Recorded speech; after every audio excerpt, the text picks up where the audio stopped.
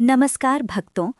आज हम जिस युग में जी रहे हैं वहाँ सुख सुविधाएं तो बहुत हैं, लेकिन मन की शांति कहीं खो गई है। तनाव, चिंता, भविष्य का डर और रिश्तों में कड़वाहट, ये आज के आधुनिक जीवन की कड़वी सच्चाइयाँ बन गई हैं। लेकिन क्या आप जानते हैं कि इन सभी समस्याओं का समाधान हजारों साल पहले हमारे महान ऋषियों और मुनियों ने हमें दे दिया था? हमारे धर्म ग्रंथ रामायण, महाभारत और उपनिषद केवल कहानियाँ नहीं हैं, बल्कि ये जीवन जीने की वो नियमावली हैं, मैनुअल हैं, जो हमें हर अंधकार से बाहर निकाल सकती हैं। आइए शुरुआत करते हैं एक पवित्र वैदिक प्रार्थना से, जो हमें असत्य से सत्य की ओर ले जाती है। ओम असतो मा सद्गमय, तमसो मा ज्योतिर्गमय, मृत्योर्मा अमृतम गमय।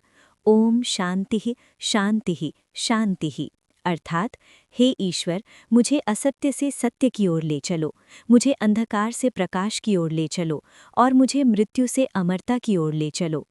आज की वीडियो में हम जानेंगे कि कैसे प्राचीन ज्ञान आपकी आधुनिक समस्याओं को सुलझा सकता है।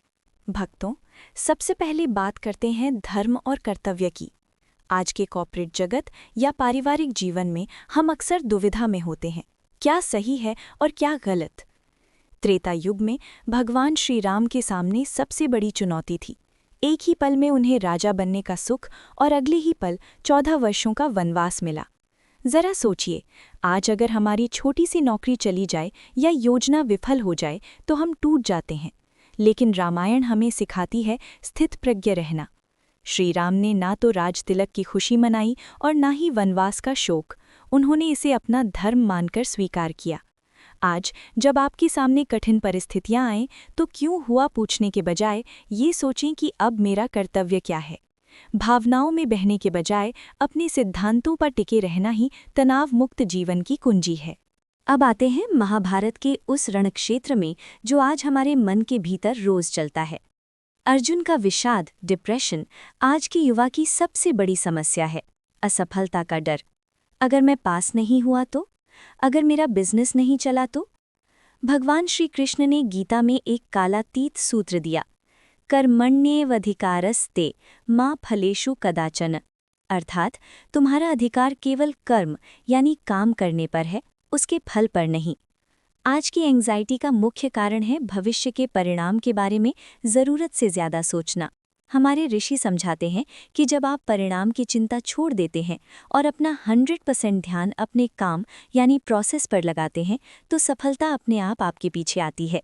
इसे ही निष्काम कर्म कहते हैं। ये एंग्जाइटी का सबसे बड़ा आध्यात्मिक इलाज है।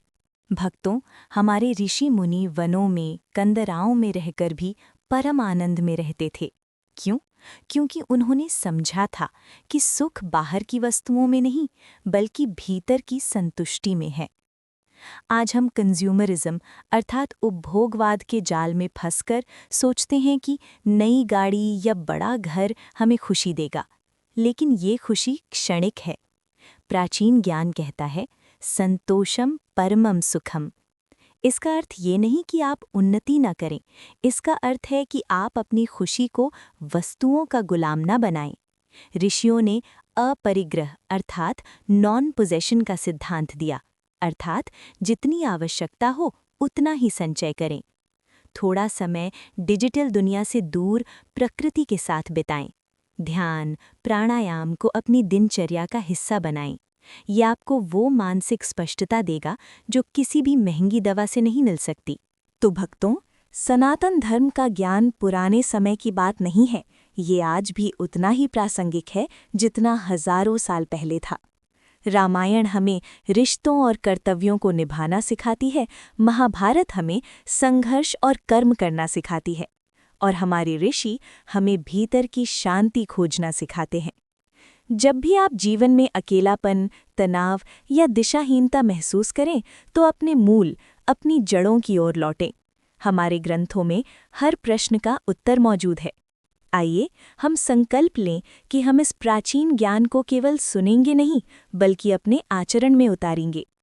सर्वे भवन्तु सुखिनः, सर्वे सन्तु निरामयः, सर्वे भद्राणि पश्यन्तु, मा कश्चित् दुःख भाग भवेत्। सभी सुखी हों, सभी रोग मुक्त हों, सभी का कल्याण हो और किसी को भी दुख न मिले। अगर आपको आज के इस वीडियो से थोड़ी भी मानसिक शांति या प्रेरणा मिली हो तो वीडियो को लाइक ज़रूर करें। ये ज्ञान आपके परिवार और मित्रों के जीवन में भी प्रकाश ला सकता है, इसलिए इसे शेयर करना ना भूलें।